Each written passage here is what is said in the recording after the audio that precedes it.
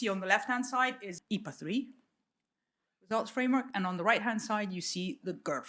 What are the two frameworks? They're result frameworks. They are corporate results frameworks. They are structured in the same way.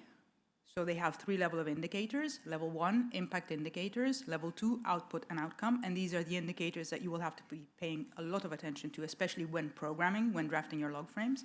And level 3 indicators, which are indicators which track resources directed towards specific priorities, policy mainstreaming, spending indicators.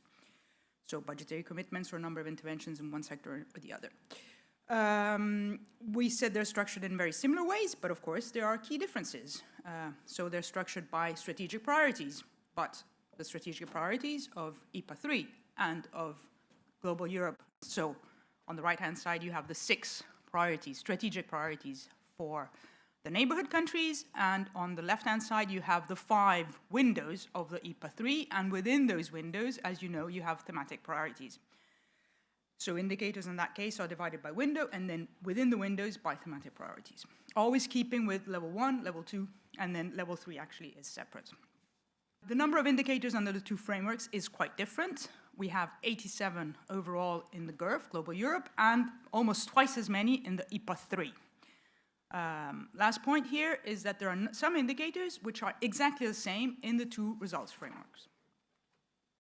So this is a staff working document, so you have a staff working document for the GIRF, you have a staff working document for the IPA 3 results framework, and you can access it online if you need it.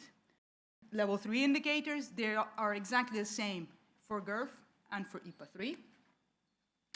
And then the more important indicators that you should be aware of, both when you program under the neighborhood DIKI and when you program under IPA, are the indicators level 2 and level 1, which are organized according to strategic objectives, priorities, or windows in the case of IPA. So here you see the overall objective, which you see on the left-hand side, comes from the programming framework.